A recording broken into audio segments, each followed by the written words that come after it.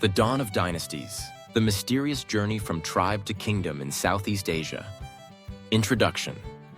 A great transformation. Before the temples of Angkor rose to the sky, before the fleets of Srivijaya mastered the seas, there was a misty era, a world of silence that lasted for thousands of years.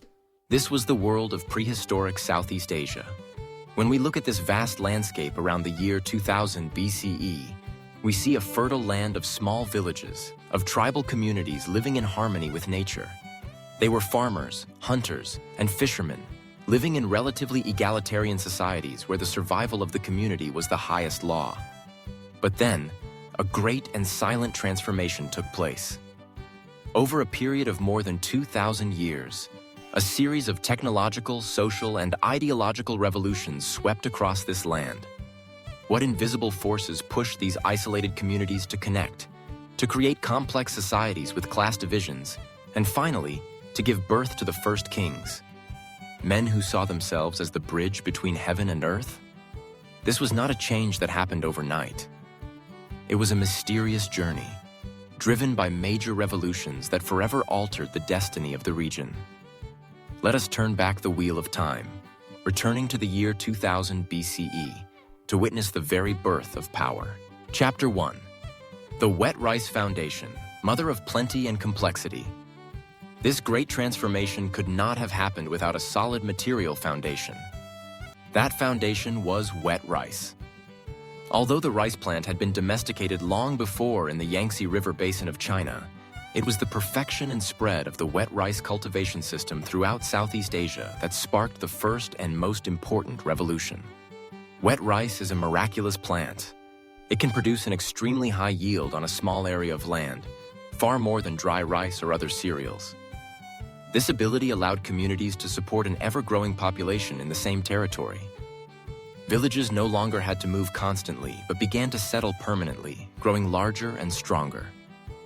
This stability led to an inevitable consequence: food surplus.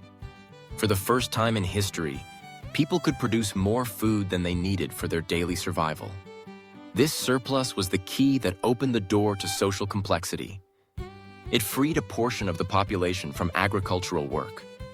An artisan could now spend all his time making pottery or forging tools, then trade his products for rice. A priestly class could emerge, dedicated to worship and communication with the spirit world. A warrior class could be sustained to protect the territory. And most importantly, a leading class of chiefdoms could arise to manage and distribute that surplus. Furthermore, the very technique of wet rice cultivation required a high level of social organization. Building and maintaining systems of dikes and irrigation canals was not the work of a single family, but required the cooperation of an entire community. Who would organize the work? Who would adjudicate disputes over water resources? It was from this need to manage common hydraulic works that power began to be centralized in the hands of a few prestigious individuals or families. Wet rice created wealth, the division of labor, and the necessity of a leadership structure. It transformed egalitarian tribal societies into pre-state societies with complex classes and hierarchies, setting the stage for the revolutions to come. Chapter 2. The Bronze Age, set to circa 2000 to 500 BCE. The echo of authority from the drums. Around the second millennium BCE, a new, almost magical knowledge entered Southeast Asia. This was the technology of bronze metallurgy.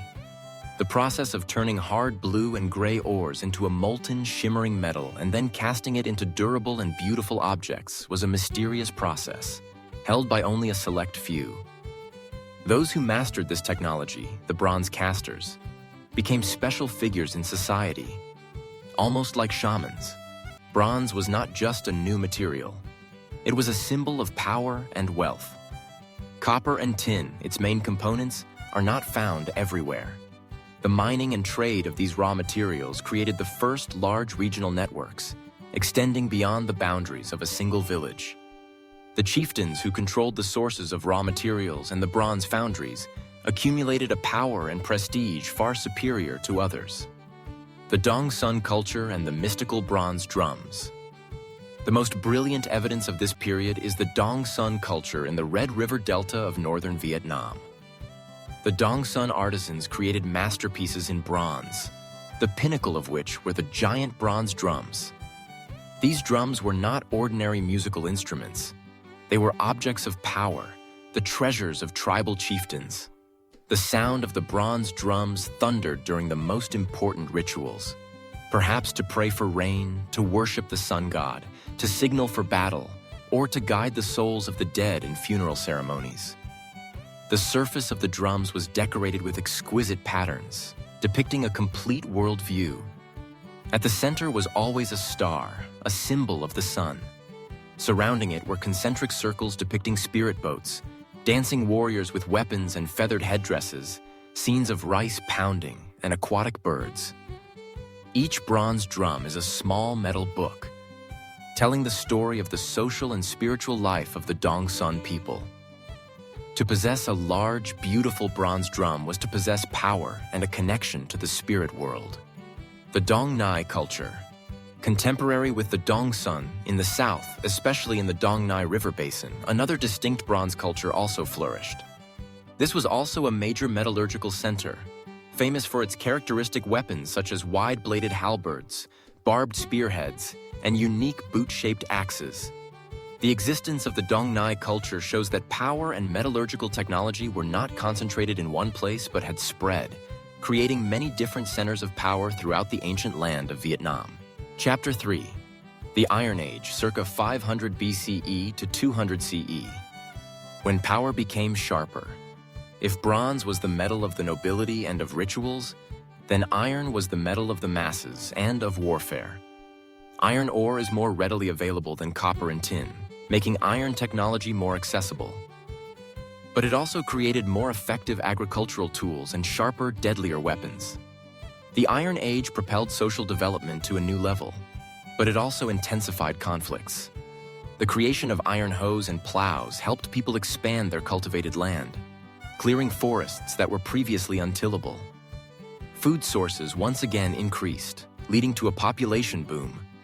Villages became more populous and wealthier, but that wealth was also the target of raids. Swords, daggers, and spears made of iron, which were much harder and sharper than bronze, made warfare more organized and brutal. In this context, the role of military chieftains became paramount. They were not just the wealthiest, but also the strongest warriors, capable of building fortifications and commanding armies to protect their communities. Society was no longer a collection of egalitarian tribes. It had become clearly stratified, with military leaders on one side and common people on the other. The structure of a proto-kingdom had begun to form. The clearest evidence for this period is the Sa Huyn culture of central Vietnam. Their jar burials are filled with iron weapons. Long iron swords, nearly a meter in length, indicate the existence of a professional warrior class. At the same time, the presence of imported luxury items like agate beads from India shows they continued to be skilled seafarers and traders. The power of the Sa Huyn chieftains was built on two pillars: military might and commercial wealth. Chapter 4. The Push from the Sea. The Birth of the Port Kings. The agricultural and metallurgical revolutions created complex societies ready for a quantum leap. And the final decisive push to transform these societies into true kingdoms came from the sea. In the final centuries BCE and the first centuries CE, the maritime Silk Road connecting the Roman Empire in the west and Han China in the east began to form and bustle with activity. Southeast Asia was located right at the center of this vital artery. Coastal communities with favorable locations, such as those in the Mekong Delta, quickly seized the opportunity. They became international port cities, or emporia, where merchant ships from all over the world could stop and exchange goods. The leaders of these port cities accumulated an unimaginable amount of wealth. Their power was no longer based just on military strength, but on commerce. The evidence for this is the archaeological sites of the Okai-Eo culture. Archaeologists have found not only local pottery and tools, but also Roman gold coins, medals of Roman emperors, Han Dynasty bronze mirrors, and countless precious stone beads from India.